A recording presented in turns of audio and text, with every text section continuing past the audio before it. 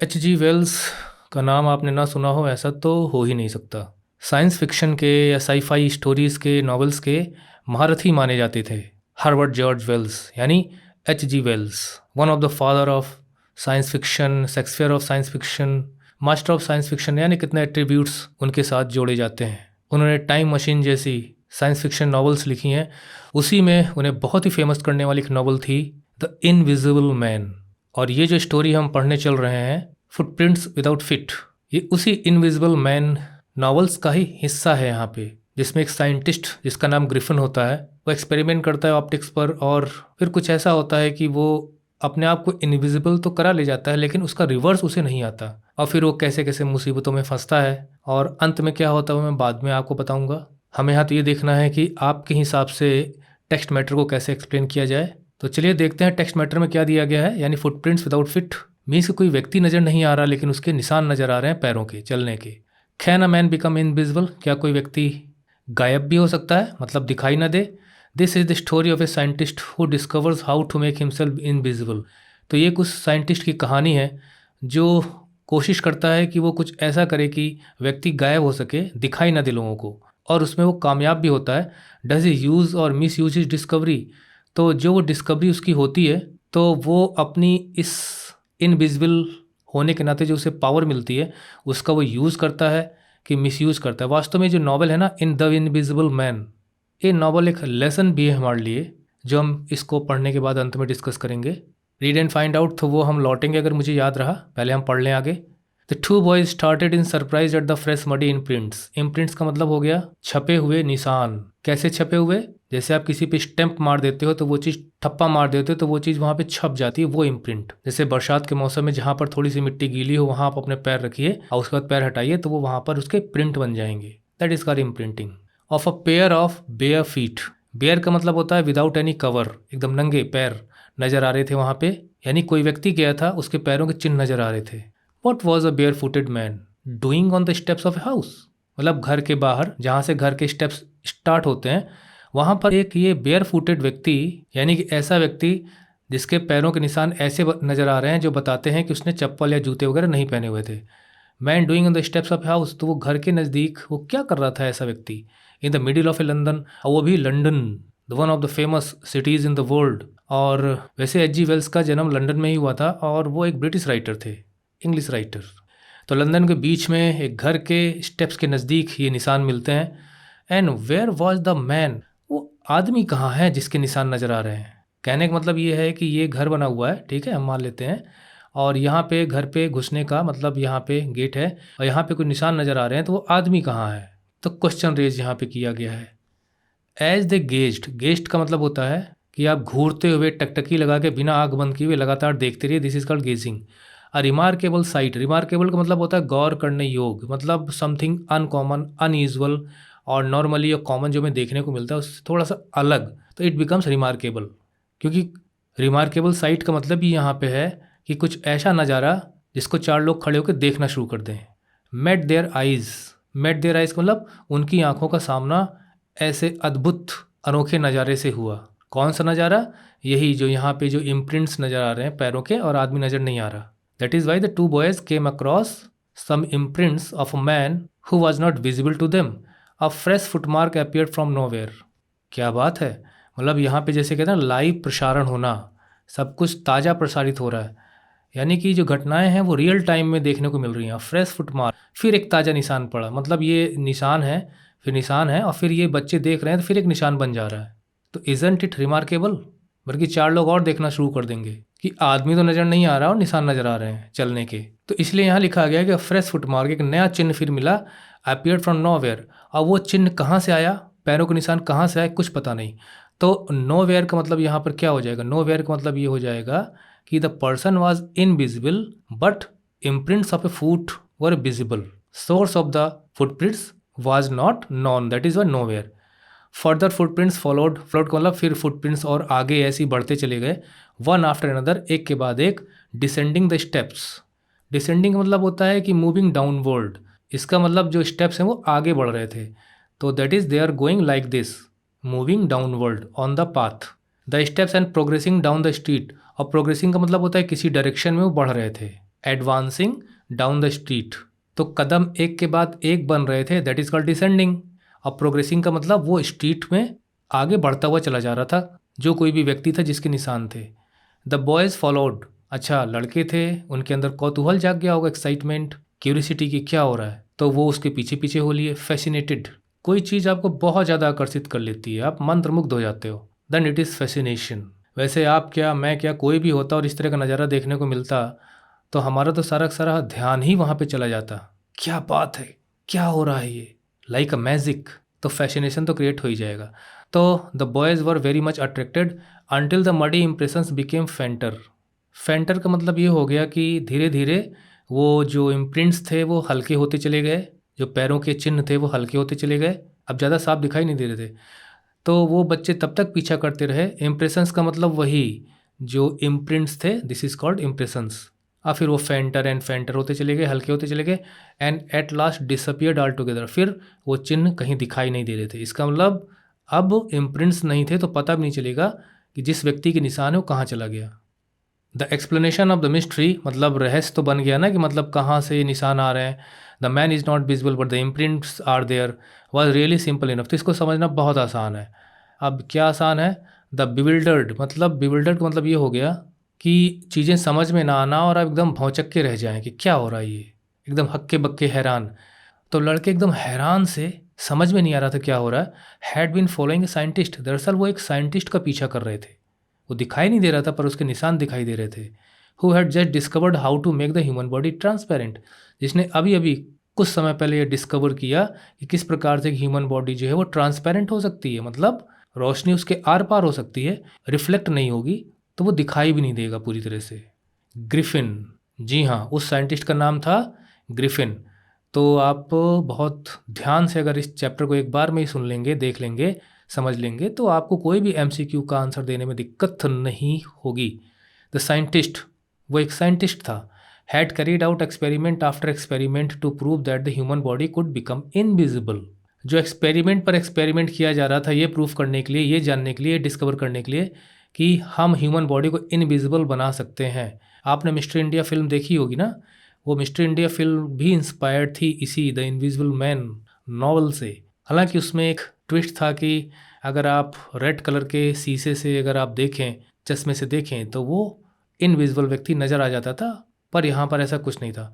Finally he swallowed certain rare drugs, तो जब वो एक्सपेरिमेंट कर रहा था तो उसने कुछ स्वालो का मतलब निगल लेना, और रेयर का मतलब जो जल्दी अवेलेबल ना हो, बहुत आसानी से ना दिखे, ना मिले, that is called rare.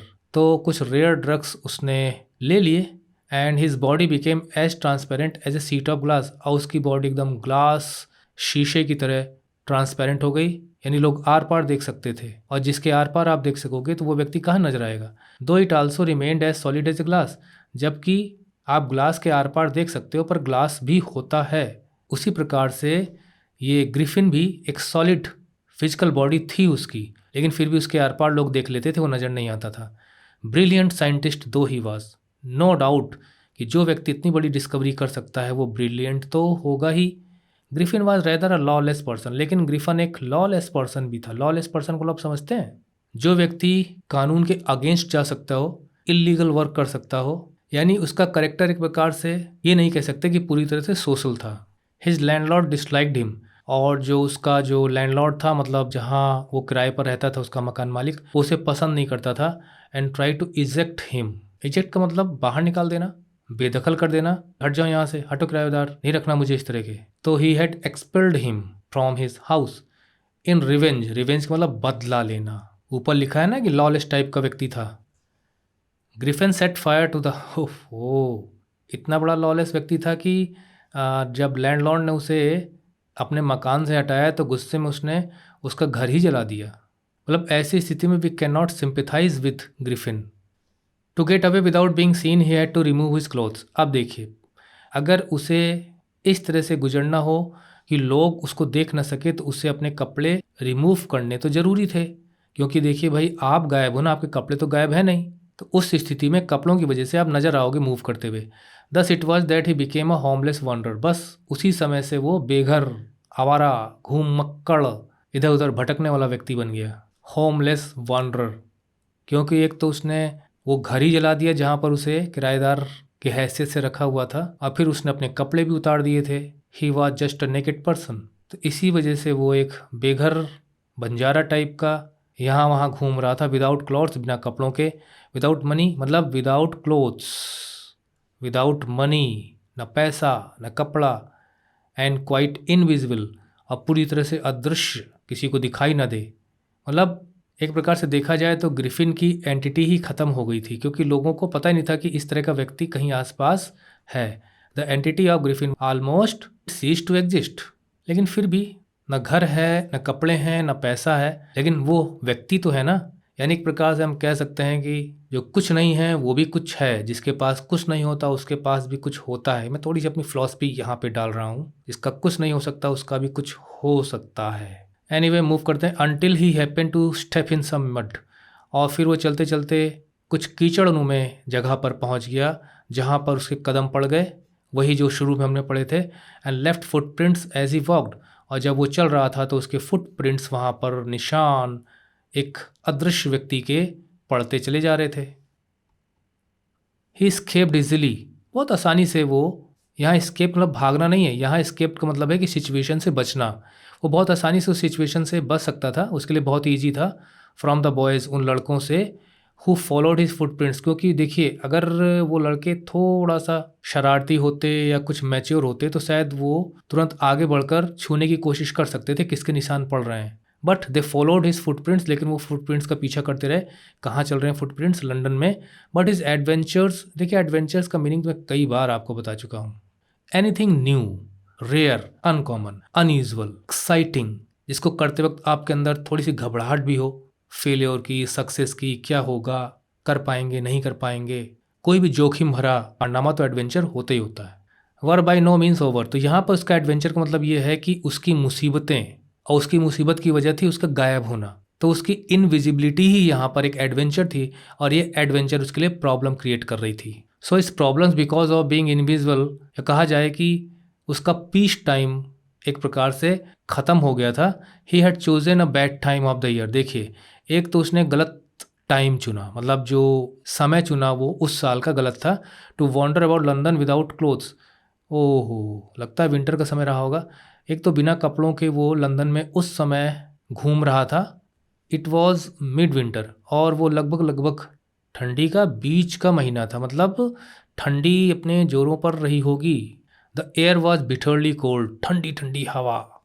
And he could not do without cloth, बिना कपड़ों के ऐसी हवा के थपेड़ों के बीच में रहना बहुत मुश्किल। घर भी नहीं उसके पास, पैसा भी नहीं उसके पास, ये सब कुछ उसके इनविजिबल होने की वजह से, और फिर उसका जो लॉलेस नेचर था उसकी वजह से। Instead of walking about the streets he decided, अब वॉकिंग अबाउट द स्ट्रीट्स का मतलब ये है कि गलियों में यहाँ वहाँ घूमने की बजाय he decided to sleep in to big London store for warm. तो उसने बिग लंदन स्टोर, कोई लंदन स्टोर रहा होगा, वहाँ पर सोचा कि मैं घुस कर कुछ विंटर से अपना बचाव करूँ, कुछ वार्मथ मुझे मिले, कुछ गर्माहट मुझे मिले।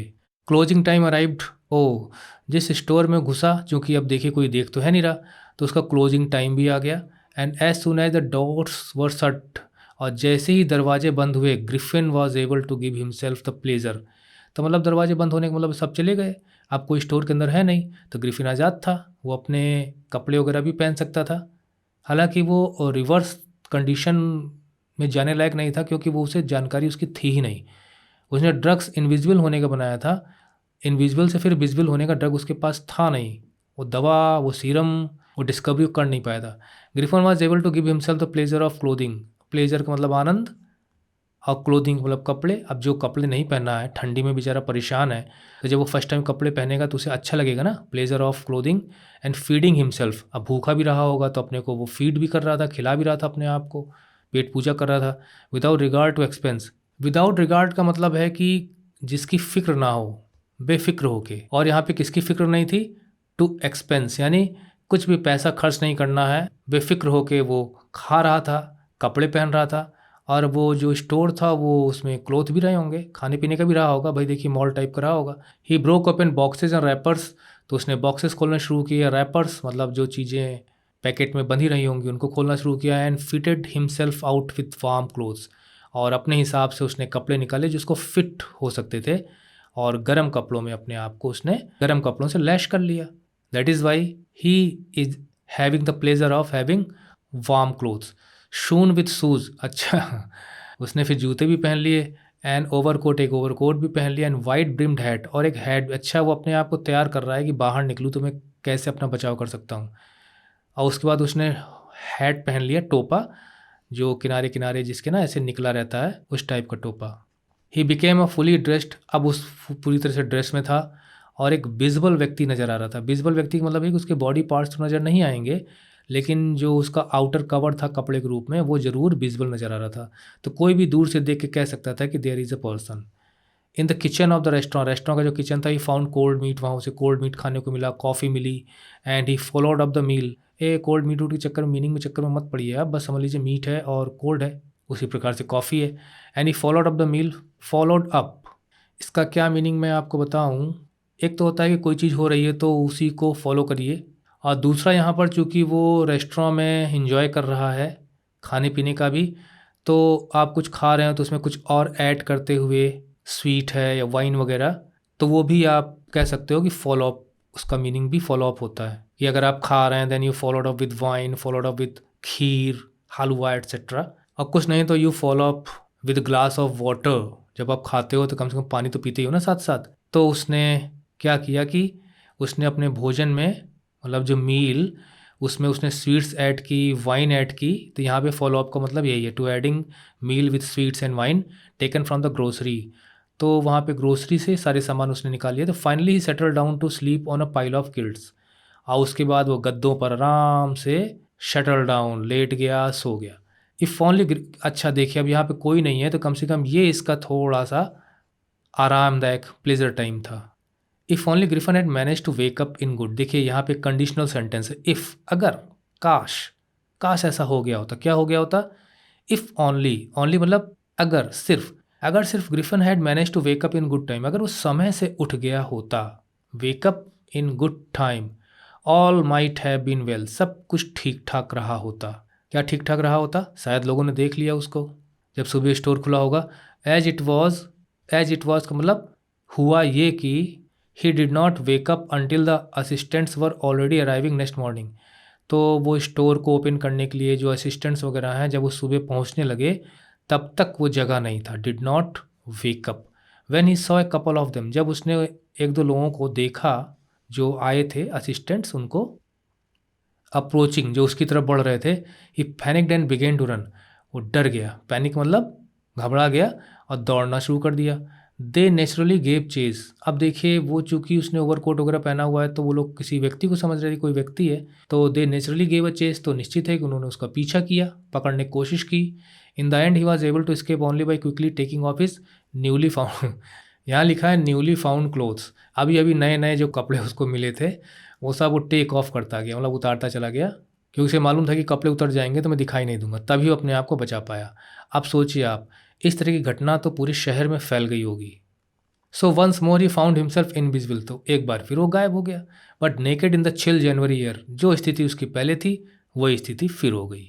Means he was naked in the chill January air, एकदम बहुत ही ठंडी चिल हवाओं में बेचारा बिना कपड़ों के था। This time he decided to try the stock of a theoretical company, तब की बार वो कहाँ चला गया, एक थिएट्रिकल कंपनी में चला गया, मतलब जहाँ पे नाटक वाटक का सामान वगैरह रखा होगा, है ना, वहाँ पे थिएटर होगा, कोई नाटक खेले जाते होंगे। स्टॉक का मतलब जो वहाँ पे भंडार होगा। तो अब की बार उसने दिमाग लगाया और वो ऐसी जगह चला गया। In the hope of finding not only cloth but also something that would hide the empty space above his shoulders, हाँ ये भी बहुत ज़रूरी था कि वो क्या करे कि हाइड कर सके, अपने आप को छुपा सके, किसको छुपा सके, empty space above his shoulders. क्योंकि देखिए मान लीजिए ओवरकोट पहना हुआ है आपने, और उसके ऊपर आपने हैट पहनी हुई है, तो इसके नीचे का बीच कहीं से तो गैप दिखाई देगा, तो कोई भी व्यक्ति जो है बड़ा मिस्ट्री का केंद्र बन जाएगा। छोटे बच्चे तो उसे भूत समझना शुरू कर देंगे। शिवरिंग, काँप रहा था बेचारा। With cold he hurried to Drury Lane, तो अब वो जा रहा है यहाँ पे थिएट्रिकल कंपनी में जा रहा है, और कौन सी लेन की तरफ वो जा रहा है, Drury Lane, the centre of the theatre world. और ये जो ड्ररी लेन है, ये यहाँ पर कई थिएट्रिकल कंपनीज थी, तो दुनिया भर में ये जो ड्ररी लेन है, ये अपने थिएट्रिकल कंपनीज़ के सेंटर के रूप में जानी जाती, हब थी जहाँ पर कई थिएट्रिकल कंपनीज़ थी। देखिए नॉवल जो लिखी गई है वो 1897 में लिखी गई है, समझे। और उस वक्त थिएटर्स होते थे, लोग लाइव नाटक खेला करते थे। आज भी जो दिल्ली वगैरह में हैं वो चाहें तो जाकर शायद जहाँ पे मंडी हाउस वगैरह बना है वहीं पे आसपास काफ़ी थिएटर्स आपको मिल जाएंगे। मुझे भी जाने का मौका मिला था तो मैंने भी एक थिएटर लाइव देखा था। तो कई थिएटर वहाँ पर बने हुए थे ड्यूरी लेन में, तो वहाँ वो पहुँचा। और जो नाटक खेलते हैं भाई उन्हें तरह तरह के कस्ट्यूम की आवश्यकता पड़ती है। ही शून फाउंड अ सुटेबल शॉप, तो उसे एक सुटेबल शॉप मिल ही गई जैसी वो चाहता था उस तरह की। ही मेड हिज वे का मतलब वो आगे बढ़ता हुआ चला गया। इनविजिबल गायब सा, अप स्टेयर सीढ़ियों के ऊपर, and came out a little letter wearing मतलब सीढ़ियों से ऊपर गया, लेकिन जब वो वापस लौटा तो वियरिंग बैंडेजेस, उसने पट्टियाँ बांधी हुई थी। राउंड हिज फॉरहेड, एक तो अपने माथे में बांध ली थी। डार्क ग्लासेस, और काले काले चश्मे पहन लिए थे। फॉल्स नोज, एक नकली नाक लगा ली थी आगे की तरफ, क्योंकि जो उसकी बॉडी के जो पार्ट्स थे वो तो दिखाई देते ना, तो नाक कहाँ से दिख जाती, तो उसको नाक की जगह एक नकली नाक लगानी पड़ी। बिग बुशी साइड विस्कर्स, और किनारे किनारे उसने जो है मूछें भी लगा ली थी साइड में। बुशी मतलब खूब झबरेदार घनी मूछें, साइड विस्कर्स। विस्कर्स आपने जैसे बिल्ली वगैरह हैं, शेर वगैरह हैं, तो देखिए जो उनका मुंह होता है तो उसके इधर इधर जो निकले रहते हैं इस टाइप से, side whiskers. And a large hat to escape without being seen, जिससे कि कोई मुझे देख न सके। ही कैलेसली अटैक्ड, देखिए कैलेसली का मतलब ये होता है कि बड़ी निर्दयता के साथ, कठोरता के साथ, मतलब आपकी कोई सिंपैथी सामने वाले से है ही नहीं, आप इस ढंग से पेश आते हो एकदम पत्थर दिल, then it is callous. Attack the shopkeeper, ओ तो उसने सीधे सीधे शॉपकीपर पर अटैक कर दिया, क्योंकि देखिए लॉलेस पर्सन था। तो अगर आपको प्रूफ करने के लिए दिया जाए ना तो बहुत आसानी से ये घटनाएं आप बता सकते हैं, किस प्रकार से घर में आग लगा दी और इधर देखिए शॉपकीपर पे अटैक कर दिया, जबकि उसने क्या बिगाड़ा था उसका, पीछे से। अब कोई देख नहीं रहा तो कर ही सकता है। आफ्टर विच रॉब्ड अब उसे पैसे भी चाहिए थे ना, मतलब ये तो बड़ा गुंडा टाइप का है। उसको लूट लिया, ऑल द मनी, जितना पैसा था उसका लेके, जितना भी वो वहाँ से उसको मिल सकता था ही कुड फाइंड, लेके फरार वहाँ से। वो जो शुरू में कुछ क्वेश्चन थे उनको हम लोग देख लेते हैं। How did the invisible man first become visible, तो the invisible man became visible through his footprints. Why was he wandering the streets? He was wandering the streets because he was driven out by his landlord and he had burned his house also. He did not have money, clothes, he was naked, wandering in the chill air, in search of some place where he could hide and do further experiments to make him visible. Eager to get away from the crowded London, he took a train. तो उसने सोचा कि भाई London की crowd भरे शहर से बाहर निकला जाए, और फिर उसने ट्रेन पकड़ी to the village of Iping. London में वो पकड़ा जा सकता था, उसने आइपिंग का रुख किया, गांव है, ट्रेन पकड़कर। Where he booked 2 rooms at the local inn, तो वहाँ पर एक शराय में, एक धर्मशाला, मतलब समझ लेते हैं आप, वहाँ पर रहने की जगह है जहाँ पर आप रह सकते हो, आपको कुछ पैसा देना पड़ेगा, लॉज आप कह सकते हो। तो वहाँ पर उसने 2 कमरे बुक किए। भाई 2 कमरे क्यों बुक किए? The arrival of a stranger at an inn, तो भाई वो वहाँ इन पर तो एक स्ट्रेंजर ही था। In winter was in any case N unusual event, मतलब ठंडी के मौसम में, विंटर में, और कोई स्ट्रेंजर आए तो वो अनयूजल इवेंट बताया गया, मतलब ठंडी में लोग अपने घरों में ही रहते हैं इसलिए। A stranger of such uncommon appearance, अच्छा वो भी ऐसा स्ट्रेंजर जिसका अपीयरेंस कैसा था, अनकॉमन था। अनकॉमन का मतलब आपने देखा ना, काले चश्मे पहने हुआ, हैट पहने हुआ, ओवरकोट पहने हुआ, पता नहीं क्या क्या, विस्कर्स वगैरह। सेट ऑल टंग्स वैगिंग, देखिए टंग्स वैगिंग का मीनिंग आप निकाल सकते हैं, जब कुत्ता पूंछ हिलाता है तो हम क्या कहते हैं, the dog is wagging its tail. उसी प्रकार से जीभ लोगों की इस प्रकार के जो अनकॉमन अपीयरेंस को देखकर वहाँ पर इन पर लोग तरह तरह की बातें करने लगे, गॉसिप करने लगे उसको देखकर, तो इसलिए यहाँ पे टंग्स वैगिंग आया है। मिसिज हॉल, अब यहाँ पे एक करेक्टर है आपको याद रखना है, Mrs Hall the landlord's wife, वो लैंडलॉर्ड की वाइफ थी, मतलब जो मकान मालिक था उसकी पत्नी। Made every effort to be friendly तो उससे वो दोस्ताना होने की कोशिश कर रही थी, क्योंकि देखिए इन है और ठंडी के मौसम में कोई स्ट्रेंजर, तो लोग ना आते होंगे ज़्यादा, बिजनेस थोड़ा सा लो रहता होगा। But Griffin had no desire to talk, लेकिन ग्रिफिन की बात करने की कोई इच्छा थी नहीं। आप जान ही रहे हैं क्यों इच्छा नहीं थी, क्यों? क्योंकि वो नॉर्मल कंडीशन में था ही नहीं, वो इस तरह से सामने नहीं आके बात कर सकता था। तो चारों तरफ तो पट्टियाँ लपेटी हुई थी। अच्छा ठंडी का मौसम था तो चल सकता था उस वक्त कि भाई ठंडी से बचने के लिए उसने ऐसा किया होगा। एंड टोल्ड हर, और उसने कह भी दिया, क्या कहा, my reason for coming to Iping is a desire for solitude. Solitude का मतलब होता है तन्हा, अकेला, छोड़ दो मुझे, मैं अकेले में रहना चाहता हूँ, देन सॉलिट्यूड। तो उसने बताया, मैं आइपिंग इसलिए आया हूँ लंदन से गांव में, जिससे कि मैं अकेले समय व्यतीत कर सकूँ। I do not wish to be disturb, मैं नहीं चाहता कि कोई मुझे डिस्टर्ब करे इन माई वर्क, मेरे काम में। बिसाइड्स, और इसके अलावा ये भी सुन लो, an accident has affected my face, एक एक्सीडेंट की वजह से जो मेरा फेस है, देखिए उसने क्या कारण बताया कि N accident has affected my face, एक एक्सीडेंट ने मेरा चेहरा बिगाड़ दिया, मतलब जिससे कि लोग बहुत क्वेश्चन ना करें। लेकिन टंग्स तो वैग होना शुरू हो ही गई थी, लोगों की जीभ तरह तरह की बातें कर रहे थे। Satisfied that her guest was an eccentric scientist.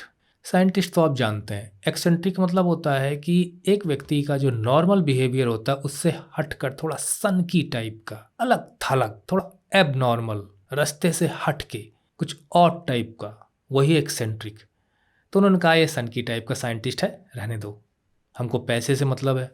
And in view of the fact, in view of the fact का मतलब क्या हो सकता है, इन व्यू ऑफ द फैक्ट का मतलब ये हो गया, ये देखते हुए कि he had paid her in advance, उसको तो पैसा एडवांस में मिल गया था। तो थोड़ी लालची किस्म की टाइप की रही होगी वो, तो उसने कहा एडवांस पैसा मिल गया, पैसा रखने से मतलब है हमें, होगा थोड़ा सनकी टाइप का scientist. Mrs Hall was prepare to excuse his strange habits. तो मिसेज हॉल ने सोचा कि चलो इसकी जो अजीब सी हरकतें हैं रहने दो, उससे हमें क्या मतलब है। इरिटेबल टेम्पर, इरिटेबल टेम्पर का मतलब होता है कि जो आपको चिड़चिड़ा बना दे, उस मिजाज के व्यक्ति था ये, गुस्सा हो जाना, चिढ़ जाना, चिड़चिड़ेपन के साथ पेश आता था। But the stolen money did not last long, लेकिन जो पैसा वो चुरा के लाया था, कैसे लाया था आपको पता है ना, शॉपकीपर पर पीछे से अटैक करके पैसा उसका ले लिया था। And presently Griffin had to admit that he had no more ready cash, तो उसका पैसा ख़त्म होने लगा था और उसे अभी स्वीकार करना पड़ा। यहाँ पर एडमिट का मतलब है टू एक्सेप्ट, उसे मानना पड़ा अपने मन ही मन, मतलब कि उसका जो पैसा है वो ख़त्म हो गया है और उसके पास कैश नहीं है। He pretended however that he was expecting a cheque to arrive at any moment, यानी कि अब उसके पास पैसा खत्म होने लगा तो भाई अब वो किराया ना दे पा रहा होगा, तो उसने बहाना बनाया। प्रिटेंड का मतलब होता है कि आप कोई झूठा मूठा बहाना बना दें। That he was expecting a cheque, कि उसका एक चेक आने वाला है और वो किसी भी क्षण आ सकता है, मतलब आजकल में आ सकता है, जिससे कि जो लैंडलॉर्ड्स उन्हें परेशान ना करें। Shortly afterwards a curious episode occurred, और उसी के बाद एक अजीब सी लोगों की उत्सुकता को जगाने वाली ऐसी घटना घटी। अकर्ड मतलब घटना घटी, एपिसोड मतलब यहाँ पे एक सीन आप कह सकते हो, ऐसा नज़ारा देखने को मिला। Very early in the morning a clergy man and his wife were awakened, तो वो क्लर्जी मैन था, मतलब पादरी था, चर्च का आदमी था, और उसकी वही वाइफ वर अवेकेंड, तो वो लोग जाग गए by noises in the study. यहाँ स्टडी से मतलब है कि जो स्टडी रूम, क्योंकि उसने 2 कमरे लिए थे ना, तो एक कमरे में निश्चित है कि कुछ एक्सपेरिमेंट वगैरह करता होगा, कैसे मैं अपने आप को फिर से वापस ला सकता हूँ, विजुअल बना सकता हूँ। तो वहाँ से कुछ आवाज़ आ रही थी, क्रीपिंग डाउनवर्ड्स, मतलब वो हल्के और दबे कदमों से डाउन स्टेयर्स गए चुपके से। दे heard the chink of money, chink of money का मतलब वही जो सिक्के वगैरह थे, तो उनकी जो कॉइन्स की जो आवाज़ है ना, वही चिंक है जब आपस में टकराते हैं। बींग टेकन, या जब नीचे गिरेंगे तो आवाज़ करेंगे, being taken from the clergyman's desk. ओ अब समझ में आया, दरअसल ये जो स्टडी है ना, स्टडी रूम, ये इन्हीं का है, क्लर्जी का है। तो वहाँ से उन्हें अपने जो डेस्क है, ड्रॉर्स में से कुछ पैसों के खनखनाने की आवाज़ आई कि कोई उनको ले रहा है, डेस्क में से निकाल रहा है। Without making any noise and with a poker, तो बिना कोई आवाज़ किए हुए दबे पैरों से, विद अ पोकर, पोकर मतलब कोई भी चीज़, कोई रॉड हो सकती है जिससे आप पकड़ के और किसी चीज़ को दूर से ही आप हल्का हल्का ऐसे पोक करते हो, कुचते हो उसको। भट्टी वगैरह जलती रहती है कोयले की, तो पोकर से ही उसको हिलाया जाता है। तो and with a poker grasp firmly, grasp मतलब अपने हाथों में पकड़ लेना, फर्मली मतलब बड़ी मजबूती से, इन हिज हैंड, तो एक पोकर अपने हाथ में पकड़े हुए the clergyman flung open the door, और धक्के से दरवाज़ा खोल दिया। सरेंडर, वो तो समझ गए थे कि अंदर कोई है, उन्होंने कहा सरेंडर मतलब अपने आप को हमारे हवाले कर दो। Then to his amazement, amazement का मतलब होता है आश्चर्य, he realise that the room appear to be empty, कमरा तो खाली है। He and his wife looked under the desk, अब उन्होंने डेस्क के नीचे वगैरह देखा, एंड बिहाइंड द कर्टेन्स, पर्दों के पीछे देखा, मतलब कहाँ गया, कौन था। And even up the chimney, chimney के ऊपर भी देख रहे थे कि वहाँ से तो नहीं निकल गया। There was not a sign of anybody, कोई था ही नहीं। Yet the desk had been open, जबकि डेस्क ओपन थी। And the housekeeping money was missing, और जो हाउस कीपिंग मनी था, मतलब घर के चलाने के लिए जो पैसा वगैरह था, वो गायब था। समझ गए ना किसका काम है? वही लॉलेस ग्रिफिन का। एक्स्ट्रा ऑर्डनरी अफेयर, अजीब सी घटना है ये, मामला है ये, असाधारण बात है। ऑर्डनरी बात नहीं है कि कोई दिखाई नहीं दे रहा और पैसा गायब है। The clergyman kept saying for the rest of the day, पूरे दिन यही कहता रहा, बड़ी अजीब सी बात है, एक्स्ट्रा ऑर्डनरी अफेयर, आदमी नहीं पर पैसा गायब। अब देखिए ये सारी चीज़ें जो है दिन भर का मतलब ये है कि और लोगों तक पहुंची होगी, और लोग तरह तरह के क्वेश्चन करेंगे, शक करेंगे। But it was not as extraordinary as the behaviour of Mrs Hall's furniture. लेकिन ये जो पैसा गायब हो गया था और आदमी कोई दिखाई नहीं दे रहा था, उससे भी बड़ी घटना, not as extraordinary as the behaviour of Mrs Hall. Mrs Hall की जो फर्नीचर था, उनका जो बिहेवियर था, बिहेवियर तो आदमी का होता है, फर्नीचर का क्या बिहेवियर हो गया। A little letter that morning, अच्छा उसी मॉर्निंग में, जिस मॉर्निंग ये घटना घटी थी जब वो सो रहे थे, उसी मॉर्निंग को एक और घटना घटी मिसिज हॉल के फर्नीचर के साथ, वो और भी एक्स्ट्रा ऑर्डिनरी थी, इससे भी ज़्यादा। The landlord is wife were up very early, अब चूंकि वो जल्दी उठ गए थे, and were surprise to see the scientist door wide open, तो उन्होंने देखा कि जो साइंटिस्ट का डोर था वो खुला हुआ था।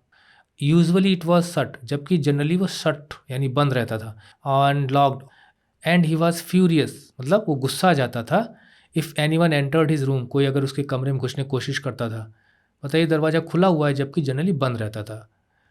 आप समझ गए होंगे क्यों बंद रखता था। The opportunity seem too good to be missed, अब ये मौका बहुत अच्छा था, मतलब too good to be missed का मतलब इतना अच्छा मौका था कि मिस नहीं किया जा सकता था।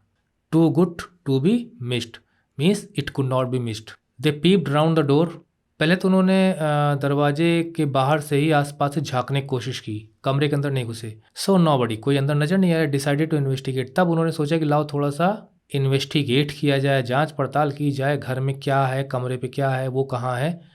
The bed clothes were cold, तो जो बेड पर जो कपड़े पड़े हुए थे वो ठंडे थे। Showing that the scientist must have been up for some time, इसका मतलब ये है कि इससे पता चलता है कि अगर मतलब कुछ ही देर पहले कोई उठ के गया होगा तो कपड़े गर्म रहेंगे, बॉडी की वार्म से वो कपड़े गर्म हो जाते हैं। इसका मतलब ये है कि वो कुछ समय पहले ही उठ चुका था। एंड स्ट्रेंजर स्टिल, और बड़ी अजीब बात थी, the clothes and bandages that he always wore were lying about the room, कि वो जो कपड़े और वो जो बैंडेजेस, जो पट्टियाँ थीं जो बांध के रखता था, वो सब lying about the room. Lying about the room का मतलब ये है कि यहाँ वहाँ कमरे पर पड़ी हुई थी। All of a sudden Mrs Hall heard a sniff close, इतने में अचानक मिसिज हॉल को स्निफ, मतलब नाक से जब हम कोई चीज़ सूंघने की कोशिश करते हैं तो स्निफिंग होती है, तो अपने कान के नज़दीक स्निफिंग कुछ सुनाई दी, क्योंकि वो आस ही पास रहा होगा ना, दिखाई नहीं दे रहा था। A moment later the hat on the bed spot laptop, तो जो बेड पोस्ट हो गई, मतलब जो है ना जैसे चारपाई है तो किनारे किनारे जो पावे बने रहते हैं तो वो बेड पोस्ट हो गए। इनके ऊपर जो ऊपरी थोड़ा हिस्सा उठा रहता है ना ये, तो यहाँ पे टोपी लटकाई होगी हैट, तो लैपटॉप, लैपटॉप का लीप का मतलब तो कूदना, तो अचानक ऊपर उठी। अब देखिए उसने अपने हाथ से उठाया होगा तो हाथ तो दिखाई नहीं देंगे, हैट दिखाई देगा। And dashed itself into her face, और सीधा उसके चेहरे पे आके लगी, किसके? मिसिज हॉल के। बताइए हवा में टोपा उठ रहा है, हैट उठ रहा है, और जाके डैश मतलब टकरा जाना जाके उसके फेस से। Then the bedroom chair became alive, alive का मतलब होता है जिंदा हो जाना, और यहाँ पे जिंदा हो जाने का मतलब ये है कि हरकत में आ जाना, दैट इज स्टार्ट मूविंग। तो जो बेडरूम की जो चेयर थी वो अचानक हरकत में आ गई। Springing into the air, springing का मतलब होता है कि हवा में उछलना, और इट चार्ज, चार्ज का मतलब होता है सीधा टारगेट करते हुए, निशाना साधते हुए, उसी के सीधा उसकी तरफ वो चेयर आ रही थी हवा में ही। जरा आप सोचिए किस टाइप का पर्सन था ये ग्रिफिन, की पिटाई कर रहा है इन लोगों की। लेग्स फॉरमोस्ट, और वो जो कुर्सी थी, कुर्सी की जो पाँव होते हैं ना, तो कुर्सी पीछे थी, पाँव सबसे आगे थे, मतलब इनके पाँव से सबसे पहले टक्कर लगती उसको, तो फ्रंट में उस कुर्सी के पाँव थे। As she and her husband turned away, अब देखिए इतना देखकर तो डर गए होंगे बेचारे, तो जब वो मुड़े वापस दरवाजे से बाहर जाने के लिए, इन टेरर, डर के मारे, the extra ordinary chair pushed, तो वो जो असाधारण सी, असाधारण क्यों कहा जा रहा है? Because the chair was moving it self without the help of any person. Chair pushed them both out of the room, तो उस चेयर ने उनको धक्के मारकर कमरे से बाहर कर दिया। And then appear to slam and lock the door after them. और उसके बाद ऐसा लगा कि जैसे उस कुर्सी ने दरवाजे को धड़ाम से बंद कर दिया हो और लॉक भी कर दिया हो डोर को। आफ्टर देम को मतलब उनके जाने के बाद उनके पीछे पीछे उस दरवाजे को बंद कर दिया गया। आफ्टर देम मतलब बिसाइड देम। अब देखिए, अब इसकी चर्चा होगी ना जो यहाँ पे हुआ है। Mrs Hall almost fell down the stairs in hysterics. अब मिसिज जो हॉल थी वो तो डर के मारे बेचारे लगभग लड़खड़ाती हुई सी चली आ रही थी। हिस्ट्रिक्स का मतलब होता है कि जब आप बहुत घबरा जाते हो या किसी बहुत ज़्यादा एक्साइटमेंट में भी, जब आपकी बॉडी और आपकी इमोशंस कंट्रोल में नहीं होते हैं, अक्सर ये दौरा टाइप का पड़ जाता है। वैसे कभी आप सो के उठें और अंधेरे में अचानक छाया नज़र आनी शुरू हो जाए, कोई नज़र ना आए और आप डर जाएं, भूत भूत भूत, वो एक प्रकार से हिस्ट्री की मूवमेंट होगा। तो बताइए जिसके साथ ये हुआ होगा तो हिस्ट्रिक्स में चली गई वो औरत और लड़खड़ाती हुई। शी वॉज कन्विंस्ड मतलब होता है एकदम विश्वास में ले लेना या विश्वास हो जाना, that the room was haunted by spirits. Haunted मतलब होता है भूतहा, जहाँ पर भूत वगैरह रहते हो। तो भूतहा हो गया है कमरा, उस कमरे में भूत रहते हैं। And that the stranger had somehow caused this to enter into furniture. और वो समझ रही है कि जो स्ट्रेंजर है उसने somehow caused this to enter into furniture. उसने वो जो स्पिरिट्स हैं, जो आत्माएं हैं, प्रेत आत्माएं हैं, भूत हैं, उन्हें फर्नीचर्स में घुसेड़ दिया है। इसलिए फर्नीचर अपने आप एक्टिव हो जा रहे हैं। वैसे देखा जाए कि ये मानना या दिमाग में आइडिया भी आना कि कोई व्यक्ति गायब होकर कर रहा होगा, मतलब सोचा नहीं जा सकता। तो ये हुआ कि कुछ आत्माएं हैं, प्रेत आत्माएं हैं, इनमें प्रवेश कर गई हैं। My poor mother used to sit in that chair. हाय मेरी माँ, बेचारी माँ इस चेयर पर बैठा करती थी जो एक्टिव हो गई थी। इसका मतलब क्या है, कहीं मेरी माँ की आत्मा तो इसमें नहीं आ गई। सी मोन्ड, वो मतलब एक प्रकार से रोती हुई, करहाती हुई बोली, to think it should rise up against the me now. और ये सोचना कि अब वो मेरे ही खिलाफ उठ खड़ी होगी चेयर, मतलब मेरी माँ उस चेयर पे बैठा करती थी, वही चेयर आज मेरे खिलाफ, मेरे को ही मारने के लिए दौड़ रही थी। मतलब rise up against me now, that is it was going to hit me. ये थोड़ा सा यहाँ पे फन है जो क्रिएट किया गया। The feeling among the neighbours was that the trouble was caused by which craft. अच्छा, अब चूंकि ये चर्चा आसपास पड़ोस में हुई तो नेबर्स का क्या कहना था? नेबर्स का कहना था कि ये किसी चुड़ैल या दुष्ट जादूगरनी का काम है, बट विच क्राफ्ट और नॉट। लेकिन अभी विच क्राफ्ट रहा हो, कोई काला जादू रहा हो, ना रहा हो, when news of the burglary at the clergyman's home became known. तो अब ये तो घटना अपनी जगह थी, लेकिन जो बर्गलरी हुई थी, चोरी हुई थी क्लर्जीमैन्स के घर में, इसका भी पता लोगों को लगा कि आदमी कहीं नज़र नहीं आ रहा था और चोरी हो गई थी। The strange scientist was strongly suspected. तो अब देखिए इस साइंटिस्ट पे लोगों का शक होना शुरू हुआ। Of having had a hand in it, हो ना हो सकता उसी का कोई हाथ रहा हो इसमें, क्योंकि उनके घर में वही रहता था। सस्पिशन ग्रू इवन स्ट्रॉन्गर, और शक और बढ़ गया when he suddenly produce some ready cash. जब उसके हाथ पर या उसके पास रेडी कैश नज़र आना शुरू हो गया, क्योंकि उसने कहा था कि भाई मेरे पास कैश की कमी है और चेक आने वाला है। तो जब उसके पास कैश दिखना शुरू हुआ तो लोगों का शक हो गया। दो ही हैड एडमिटेड, हालांकि उसने ये चीज़ स्वीकार की थी, not long before that he had no money, कि उसके पास पैसा नहीं है और अब कैश नज़र आ रहा अचानक। The village constable was secretly sent for. अच्छा, अब देखिए चाल चली जाने लगी। आप जो गांव का जो कांस्टेबल था, यानी जो पुलिसमैन रहा होगा, उसे चुपचाप भेज दिया गया इन, यानी कि उस धर्मशाला के आसपास, बिना इस चीज़ को बताए हुए उस स्ट्रेंजर को। Instead of waiting for the constable, तो कांस्टेबल का इंतजार किए बिना Mrs Hall went to the scientist. Mrs Hall scientist के पास चली गई direct, who had somehow mysteriously appeared from his empty bedroom. फिर थोड़ा सा फन कि उसी बेडरूम में जहाँ पर वो एम्प्टीनेस नज़र आ रही थी, कोई नज़र नहीं आ रहा, तो वहीं पे जब उसने दरवाज़ा खोला तो वो दिखाई दे रहा था। इसलिए यहाँ पे मिस्टीरियसली शब्द यूज़ किया गया है, मतलब जो चीज़ हमें समझ में ना आए वही तो मिस्टीरियस होती है। तो उस एम्प्टी रूम में था नहीं कोई, अब अचानक वहाँ नज़र आने लगा, तो रहस्यमय तरीके से, surprisingly he was there. I want to know what you have been doing to my chair upstairs. अच्छा, वो उससे पूछती है कि तुम ये बताओ कि तुम मेरे जो चेयर्स थी उनके साथ क्या कर रहे थे ऊपर। यहाँ appeared from his empty bedroom का मतलब ये है कि अपने बेडरूम से निकलता हुआ नजर आ रहा था जब वो जा रही थी। I want to know what you have been doing to my chairs upstairs, मतलब तुमने मेरी चेयर्स को क्या कर दिया है, खासकर वो जो उस पर माँ बैठती थी उसकी। सी डिमांडेड मतलब होता है बड़ी कठोरता के साथ उसने आंसर मांगा, तो जवाब दो। And I want to know how it is you came out of an empty room. अब मुझे ये बताओ कि तुम इस खाली कमरे से बाहर कैसे आए, and how you entered a locked room, और जो दरवाज़ा बंद था तुम उसमें घुसे कैसे। मतलब भाई दरवाज़ा था, ठीक है, ये कमरे के अंदर गए, चेयर उठी, इनकी तरफ दौड़ी, बाहर निकले, दरवाज़ा बंद हो गया, कमरे में पहले कोई था नहीं। तो अब उसी कमरे से वो बाहर निकल रहा था, तो वो पूछ रहे थे कैसे तुम उस कमरे से बाहर निकले। अब फिर इसका जब दरवाज़ा बंद था अंदर से, तो तुम कैसे अंदर गए जिससे कि फिर बाहर निकल सको। ये उस स्टोर का सीन है ना, जब ये भाग रहा है तो देखिए किस प्रकार से कपड़े उतार रहा है जिससे कि लोगों को दिखाई ना दे बाद में। और ये आगे हम देखेंगे किससे रिलेटेड है। तो भाई कांस्टेबल भेजा गया, देखते हैं क्या होता है। The scientist was always quick tempered, मतलब बहुत जल्दी उसको गुस्सा आ जाता था, इसलिए यहाँ पे लिखा गया quick tempered. Now he became furious, furious का मतलब क्रोध आ गया उसको।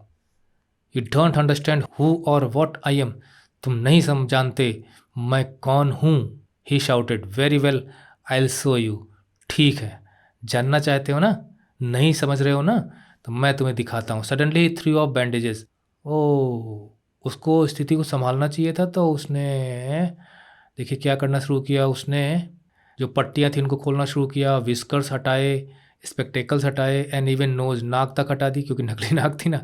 अच्छा लोग ये देख रहे होंगे। It took him only a minute to do this, और 1 मिनट के अंदर अंदर उसने सब कर दिया। अब देखिए सब के सब बिविल्डर्ड, हक्के बक्के रह गए होंगे।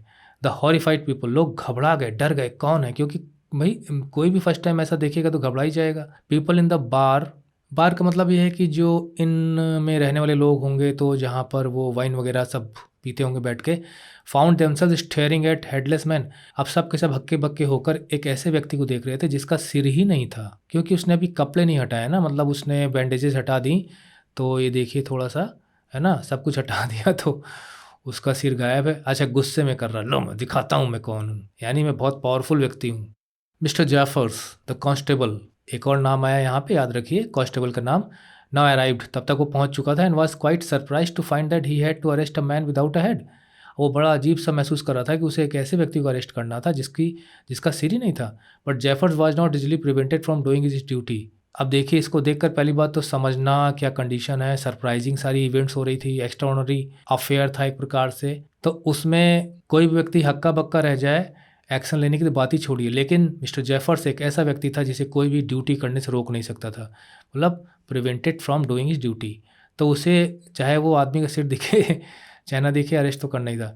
If a magistrate's warrant ordered a person arrest, अगर मजिस्ट्रेट का वारंट किसी पर्सन को अरेस्ट करने का पास हो गया है, then that person had to be arrested, तो उसको अरेस्ट करना ही करना है, विद विदाउट हेड, चाहे उसकी खोपड़ी हो चाहे ना हो।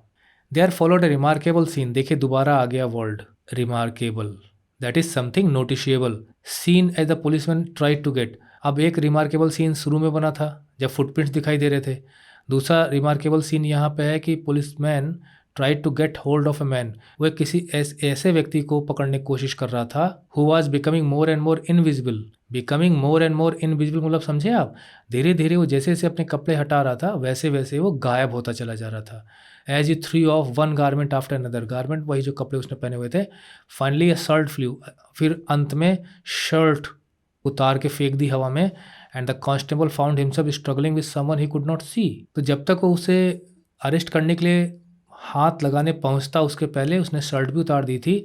अब चूंकि गायब हो गया, अब गायब हो गया तो वो हाथ पकड़ने की हवा में कोशिश कर रहा था। That is why written here struggling with someone he could not see, उस एक व्यक्ति के साथ संघर्ष कर रहा था जिसे वो देख नहीं सकता था। Some people try to help him, अच्छा कुछ लोग उसकी मदद करने की कोशिश कर रहे थे कि अब जैसे मान लीजिए आपके आँख पे ही पट्टी बांध दी जाए है ना, और आप कहा जाए कि भाई ढूंढो हम लोग कहाँ हैं, तो ऐसे ऐसे हाथ यहाँ वहाँ आप चलाते हो, तो वही स्थिति हो गई थी यहाँ पर। तो और भी लोग उसको थोड़ी सी हेल्प करने लगे, but found themselves hit by अब जब और लोग पकड़ने की कोशिश कर रहे थे तो उन्होंने देखा कि उनके ऊपर घूंसे बरस रहे हैं, blows that seem to come from nowhere, जो कि ऐसा लग रहा था they were coming from nowhere. तो कमिंग फ्रॉम नोवेयर का मतलब है कि source of the blows was not known, कि किस दिशा से, डायरेक्शन वाज नहीं पता था किस डायरेक्शन से वो आ रहे हैं। The blows were invisible, they were hit but could not see who was hitting them. In the end Jaffers were knocked unconscious, अंत में जेफर्स पर भी घूंसा पड़ा और वो बेहोश होकर गिर पड़ा। As he made a last attempt to hold on to the unseen scientist, तो अनदेखे, अदृश्य, गायब साइंटिस्ट को जब उसने पकड़ने की कोशिश की तो अंत में वो बेहोश होकर गिर पड़ा। अब बताइए, थोड़ा वायलेंट भी है, मारपीट कर रहा है, उसको भाग जाना चाहिए था। गुस्से में है ना कि मुझे पकड़ोगे। There were nervous excited cries of hold him. तो लोग नर्वस थे। जब आपको सफलता नहीं मिलती और आप घबराते हो, कोई काम करना चाहते हो, नहीं हो पा रहा है, कंट्रोल भी आपका नहीं है, तो नर्वसनेस, एक्साइटेड। अब कुछ लोगों के अंदर एक्साइटेड क्राई थी, पकड़ो पकड़ो पकड़ो, hold him hold him hold him. But this was easier said than done. But this was easier said than done का मतलब ये हो गया कि कहना आसान है, करना मुश्किल है। ये कहावत भी कहाँ ला के छोड़ी इन लोगों ने। मतलब इस तरह के गायब आदमी को पकड़ो पकड़ो कहना आसान है पर पकड़ना मुश्किल है। Griffin had shaken himself free. Griffin ने अपने आप को आज़ाद कर लिया था। शेकन फ्री का मतलब ये होता है to get free from someone something and no one knew where to lay hands on him. अब कोई नहीं जानता था कि उसके ऊपर हाथ कहाँ डालें, मतलब कहाँ हाथ हम डालें तो वो पकड़ में आ जाए। That is why he was free.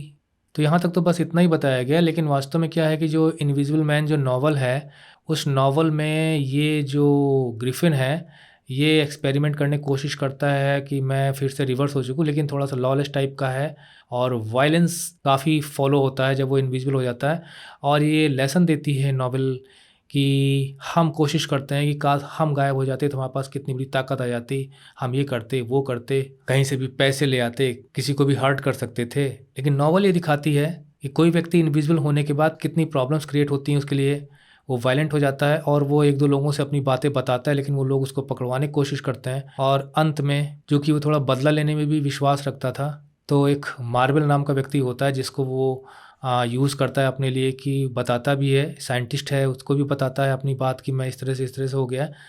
तो बल्कि वो सोचता है कि उसे सच्चाई पुलिस को बता दी जाए। एनीवे वो अंत में मार्वल को मारने लगता है जान से, जो कि इसकी सच्चाई जानता था और इनविजिबल मैन उसकी हेल्प उसकी ले रहा था। तो ये धोखा तो करता है उसके साथ, लेकिन लोग घेर लेते हैं फिर और इनविजिबल मैन को ही मारने की कोशिश करते हैं। वो दिखाई नहीं दे रहा होता है, पर चूँकि उसकी बॉडी के आसपास होता है तो कोई भी हवा में वार करेगा तो उसके ऊपर लगेगा।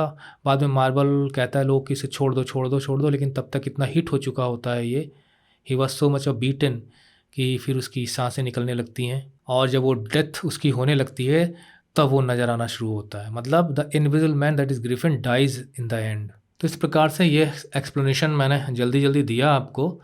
और इनकी जो भी एक्सरसाइजेज हैं वो हमारी वेबसाइट पे आपको मिल जाएंगी, वहाँ जाके आप इनके आंसर्स देख सकते हैं और भी स्टडी मटेरियल आपको मिल जाएगा। तो ये ट्यूटोरियल यहीं ख़त्म होता है। कुछ भी क्वेरी हो तो कमेंट बॉक्स में लिखिएगा। Okay, bye bye, keep watching, keep learning.